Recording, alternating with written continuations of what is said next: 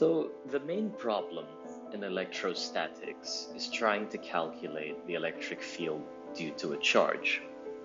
So, for example, it's very easy to calculate the electric field due to a point charge at the origin. Of course, the electric field is just given by 1 over 4 pi epsilon naught q over r squared r hat.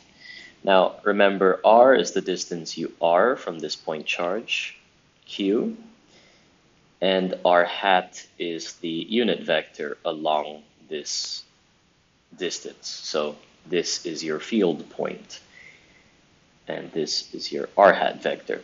For a unit charge, this is easy. This is just Coulomb's law, yes?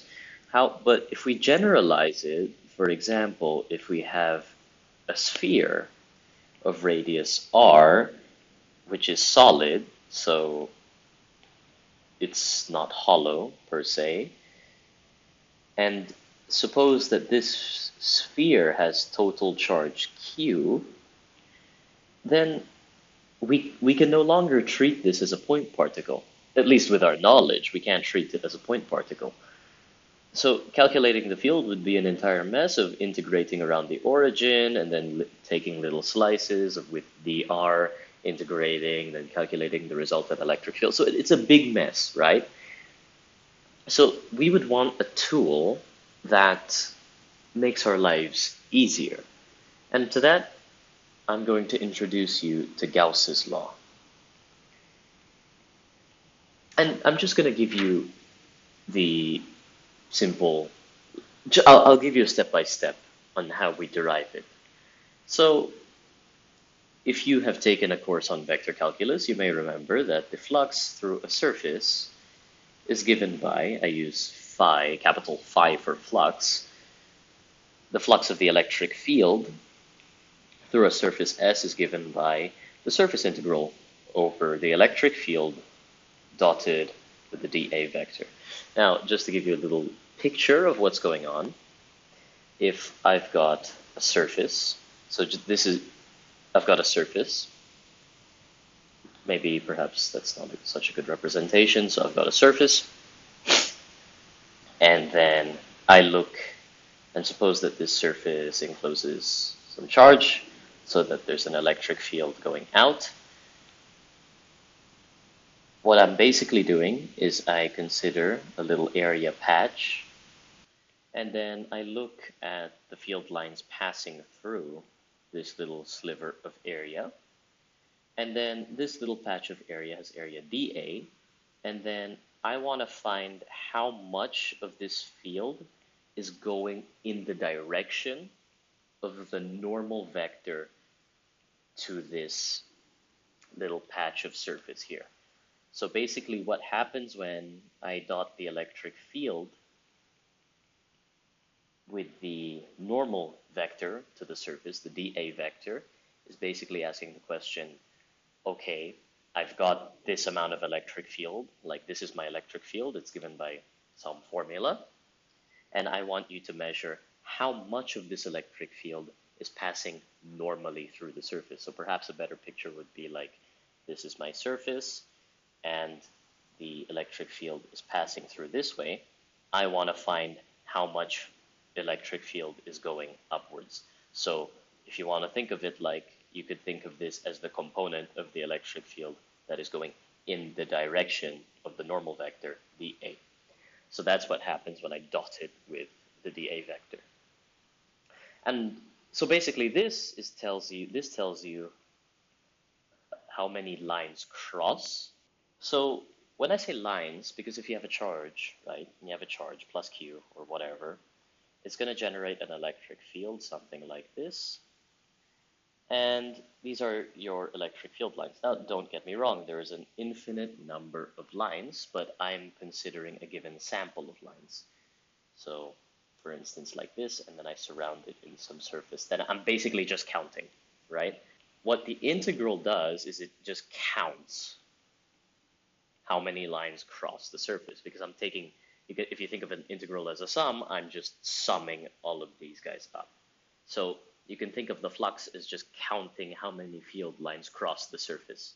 Now it follows that E dot dA is proportional to the number of field lines that cross, because obviously if there's more field lines crossing through, I'll just give you an example. If your field looks like this,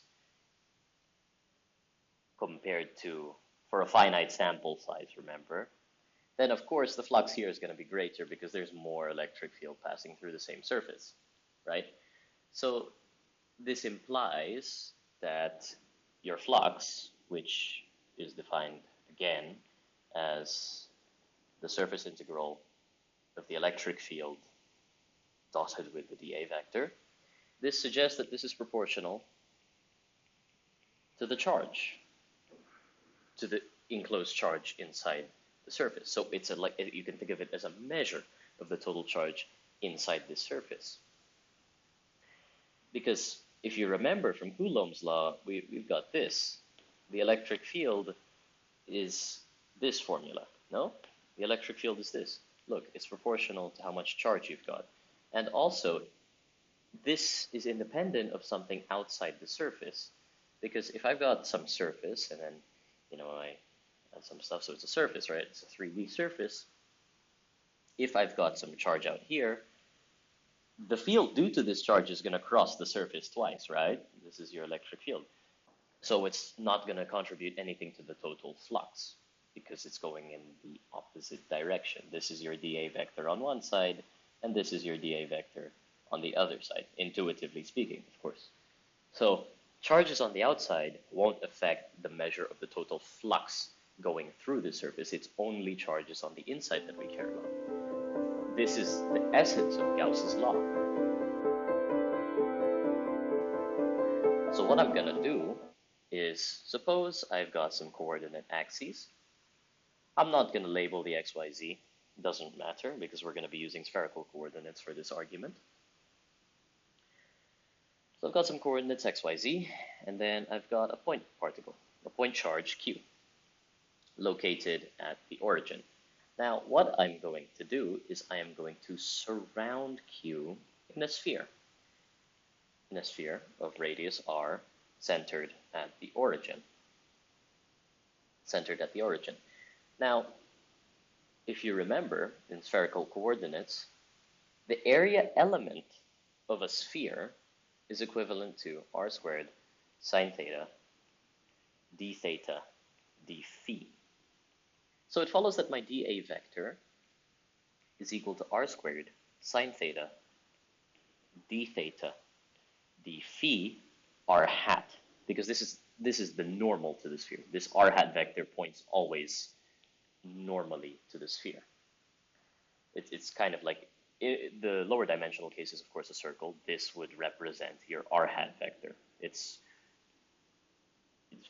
normal to the sphere. If you draw a tangent, if you draw a tangent to the circle, this r hat vector is going to be perpendicular to this tangent. So you just generalize this into 3 dimensions, and the r hat vector is normal to the sphere, meaning if I draw some tangent plane to the sphere, something like this, what we will find is that the r hat vector is going to be perpendicular to this tangent plane. That's what I mean by it's normal to the sphere. So this is the area element which is pointing outward of the sphere.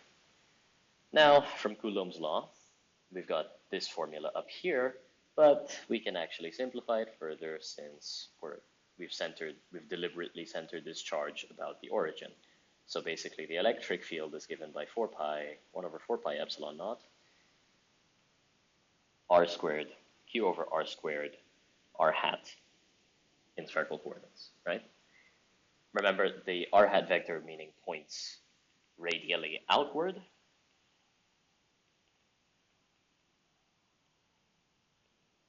Which is why the field around the point charge looks something like this. So just a quick reminder. This is what the field of a point charge looks like because the electric field points radially outward due to this little vector. Great. So let's measure the total flux. Yeah, so the flux due to the electric field is given by, we defined it above, up here. So we just plug it in. The surface integral of 1 over, we just substitute this in here, 1 over 4 pi epsilon naught q over r squared, r hat, and then this is my dA vector. So I'm going to dot it with r squared sine theta, d theta, d phi, r hat. Remember how dot products work? These guys just cancel and I just multiply the two components, meaning the two components are this guy and this guy. Sorry, that guy and this guy. So the two components just multiply and I get that the flux due to the electric field is given by the surface integral of 1 over 4 pi epsilon naught q over r squared sine theta, d theta, d phi. You'll notice that the r squareds cancel out. This is just a constant, so I can pull it out of the integral. And this just becomes 1 over 4 pi epsilon naught q surface integral sine theta, d theta, d phi. The clever ones amongst you will notice that, actually no, that doesn't work. Okay, so we're gonna need to do this manually. So actually no, you can do it this way. So the clever ones among you will notice that you can rewrite this as 1 over 4 pi epsilon naught q, and then surface integral of 1 sine theta of 1 squared sine theta, d theta, d phi. And you would notice that this is essentially just the area of a sphere of radius 1, if you were able to make that connection. If you didn't, don't worry, I'll show you another way to get it. So basically, this, you can just determine that this integral is 4 pi. So 1 over 4 pi epsilon naught 1 q times 4 pi, and then the 4 pi's cancel out, and then you just get q over epsilon naught. This is if you made this deduction for, if you notice that this is the A for a sphere where r equals 1. But you don't need to make this connection. But anyway, so if you didn't make this connection, it's a bit difficult to see. I got a little bit messed up. But so we can do another method, which is we just take this, the flux due to the electric field. I just take whatever I have left, 1 over 4 pi epsilon naught q. This turns into the double integral from theta goes from 0 to pi, and then phi goes from 0 to 2 pi. And then this is just sine theta, d theta, d phi. How do I get these values? Well, if I take another look at my spherical coordinate system, and I have a look at my sphere, you'll see that, that's not really a sphere. Let's draw that again. Okay, so we have a look at our sphere. I measure theta from the z-axis, theta, so this is my z-axis. This is obviously theta equals 0, and then this guy down here, theta equals pi. And then, and then I measure phi from this way around. So this is phi, and this contributes to this, and then phi is going to be going from 0 all the way through 1 revolution. The reason why I need to take the full range of values of phi and theta is because this little symbol here denotes the surface integral, yes, but it denotes the closed surface integral, meaning that I'm taking the surface integral over the entire surface. That's why I need to vary phi and theta. That's why I need to vary phi and theta such that the entire sphere is captured inside the surface integral, or in this case, the closed surface integral. So anyway, moving on from that was a bit intensive. So we get 1 over 4 pi epsilon naught, and then the q stays the same, it's just a constant, integral from 0 to 2 pi. Well, the integral of sine theta is negative cosine theta evaluated at 0 to pi, and then we just keep the d phi. And we then get the flux due to the electric field is given by 1 over 4 pi epsilon naught. Maybe I'll just put the q on top for sake of compactness, so from 0 to 2 pi, cosine of pi is -1, so we get -1 minus of negative cosine of 0, so this is just, and then d phi, so this is just 2. So this entire thing evaluates to 2. I encourage you to check for yourself. So distributing this 2 out, we get this is just equal to 2 pi epsilon naught q integral 0 to 2 pi of d theta, of d phi, sorry. And you should immediately be able to see that this integral will equal to 2 pi, so we get 2 pi epsilon naught q over 2 pi epsilon naught times 2 pi. These guys will cancel, and then we get our final result of q over epsilon naught.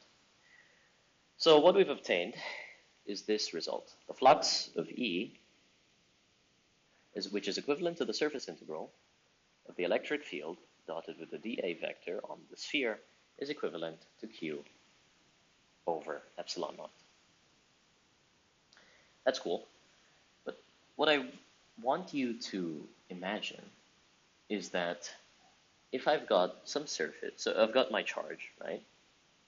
I've got my charge, and then it has some field lines. Maybe I'll make them a little bit longer. You'll see why in a second. So I make my field lines a little bit longer, just for the sake of visualization in a moment. So these are my field lines due to this charge. This charge has charge Q. These are my field lines going outward. And I want you to consider something. For a finite amount, so just for the sake of sampling, for a finite sample, if I have a circle, which is what I've just done, like I surround the charge inside a sphere, which is the basis of this entire argument, I surrounded this charge inside a sphere. And then now I want you to consider an arbitrary surface, so just something crazy like this. So for some random surface S, it's just a blob in three-dimensional space. You will notice that the number of flux lines cutting the sphere is equivalent to the number of flux lines cutting S. You can see it. I don't need to calculate that for you. Look, these are the number of flux lines that cut the sphere. And these are the number of flux lines that cut S. And you can easily see that for a given sample, the number of flux lines cutting the inner sphere will be the same as the number of flux lines cutting any arbitrary surface we choose. So basically what I'm trying to say is that the flux through any surface enclosing the charge is just given by q over epsilon naught. So essentially I can just rewrite this just to be a little bit more precise of any surface is equivalent to q over epsilon naught. You can see it, like you will know, like you can see that the number of field lines cutting this outer surface is equal to the number of field lines cutting on the inner sphere, which is what I've just made use of the past 2 minutes to try and remind you of. So we know that the flux through any surface is equal to q over epsilon naught. That's great.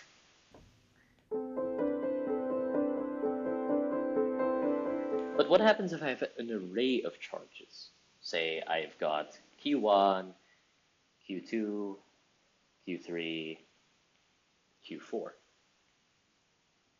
No? And then I surround it in some weird surface S.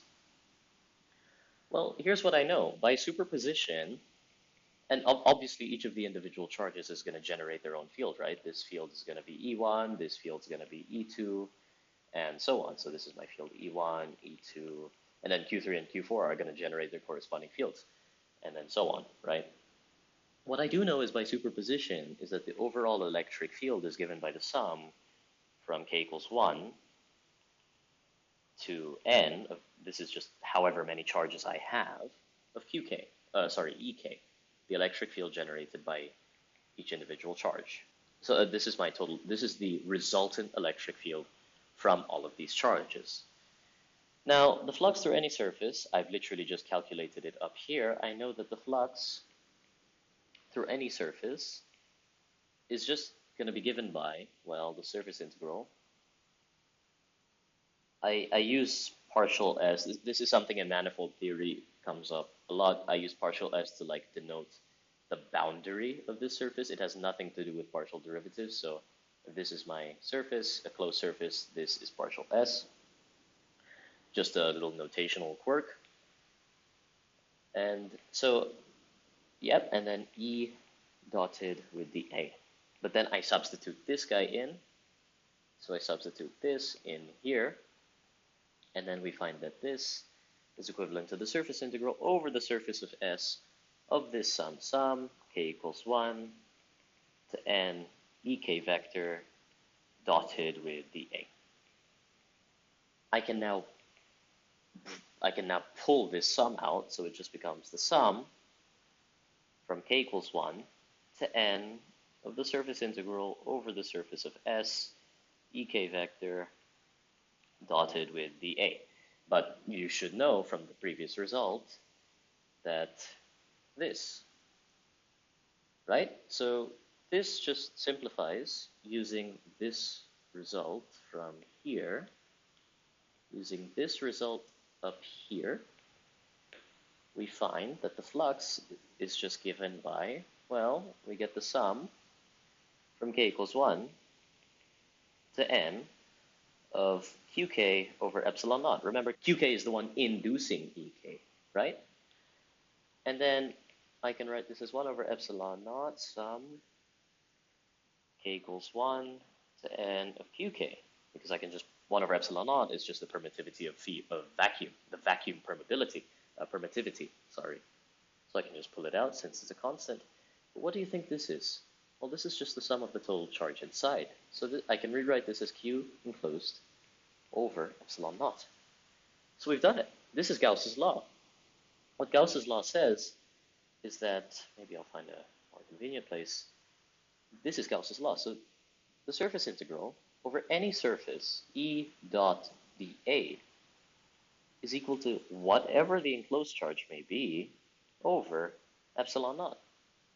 That's it. We've done it. This is Gauss's law in integral form. So that's it. You can think of the surface integral as literally just counting how many field lines cross. And obviously, the number of field lines that cross is going to be directly proportional to the charge, which is contained inside the surface.